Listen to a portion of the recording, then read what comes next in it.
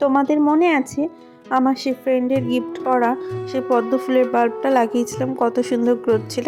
জানি না তবে কি হয়েছে, মাটিতে তো জলটা উপরে থাকেই না, ফাটা গামলায় লাগিয়েছি, কি ভোগান্তি। চলো তবে এটার মধ্যে আর লাগাবো না, বাল্বটা বেঁচে থাকতে থাকতেই অন্য জায়গায় ট্রান্সফার করে দিই।